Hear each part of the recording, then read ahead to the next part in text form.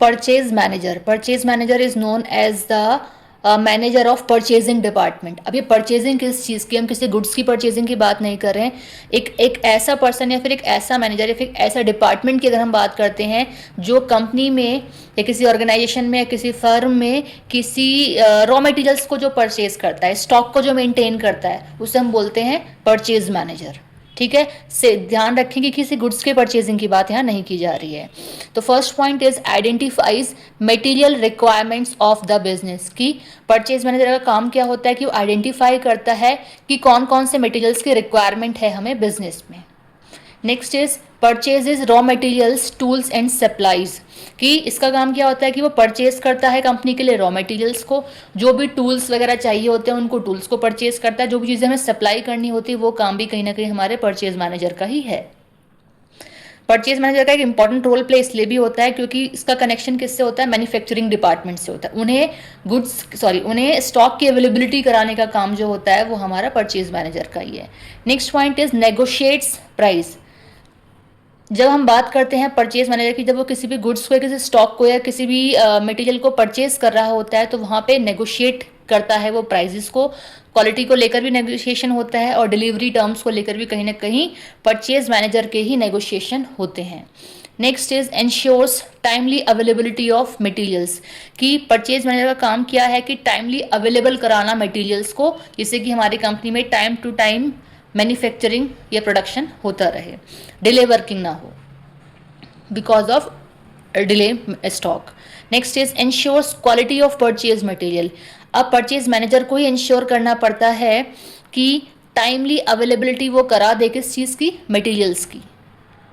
Next is ensures quality of purchase material. की जो इसी को इंश्योर करना है कि जो भी परचेज मतलब जो भी मटेरियल को परचेज कर रहा है वो क्वालिटेटिव हो, क्वालिटी उसकी अच्छी हो।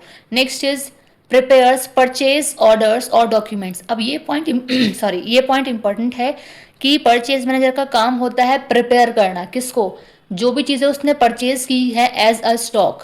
ठीक है, तो उन परचेज के ऑर्डर्स को प्रिपेयर करना पड़ता है कि कब हमें ऑर्डर देना है, किस डेट में देना है, किस टाइम पे देना है, किसको ऑर्डर देना है, ये भी बहुत इंपॉर्टेंट रोल प्ले करता है। और उसके रिगार्डिंग जो भी हमारे डॉक्यूमेंट्स होते हैं वो सभी प्रिपेयर करके रखने होते हैं परचेज मैनेजर को।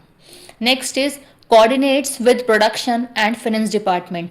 एक जो परचेज मैनेजर होता है उसका कोऑर्डिनेशन बना रहता है किसके साथ, प्रोडक्शन डिपार्टमेंट के साथ, क्योंकि प्रोडक्शन डिपार्टमेंट को ही स्टॉक अवेलेबल कराना होता है।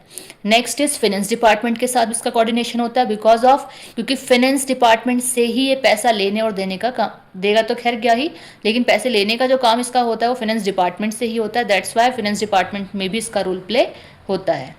उन्हें अपडेट देना पड़ता है कि कितना कब कहाँ कितना मटेरियल आया है, कितने का, जो भी सारी चीज़ें। वहीं उन्हें, ये मैं ऊपर वाले पॉइंट में कहा था ना कि परचेज मटेरियल के रिगार्डिंग परचेज ऑर्डर के रिगार्डिंग सारे डॉक्यूमेंट्स मेंटेन करने होते हैं, तो यहाँ फाइनेंस डिपार्टमेंट में ही उन्हें शो करने होते हैं ये सारी चीज़ें, तभी पेमेंट की क्लैरिफाई होता है सारी चीज़ें। Next is controls purchase cost. कि परचेज डिपार्टमेंट का काम ये भी है कि वो कंट्रोल करता है किसको, परचेजिंग की कॉस्ट को।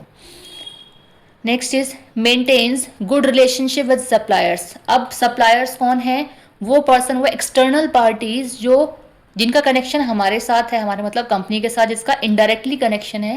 डायरेक्टली तो कनेक्टेड वो कंपनी के साथ नहीं है बट इनडायरेक्टली कनेक्टेड कंपनी के साथ है बिकॉज ऑफ, क्योंकि वो सप्लायर्स हैं, हमें स्टॉक प्रोवाइडेड करवा रहे हैं, रॉ मटेरियल्स प्रोवाइड करा रहे हैं। ठीक है, तो उन्हीं लोगों के साथ अच्छे रिलेशंस को मेंटेन करना भी परचेज मैनेजर का काम है। Next is maintains proper inventory level. कि जो हमारा परचेज मैनेजर है उसका काम है कि जो हमारे पास इन्वेंट्री है, जो हमारे पास स्टॉक है, उसको प्रॉपरली मेंटेन रखा जाए। ऐसा भी नहीं होना चाहिए कि एक्सेस में स्टॉक हमने मंगाया है, ऐसा भी नहीं होना चाहिए कि हमारे पास जो स्टॉक है वो बिल्कुल इतना है कि अगर हमने अभी मैन्युफैक्चरिंग स्टार्ट कर दी तभी वो ओवर हो जाएगा। नहीं, इतना स्टॉक हमारे पास हो कि वर्किंग में चल भी रहा हो और एक्स्ट्रा हमारे पास हो भी, तो हमें टाइम टू टाइम देख के उसके हिसाब से ऑर्डर करके अपने पास चीज़ें वो स्टॉक करके रखना है, अरेंज।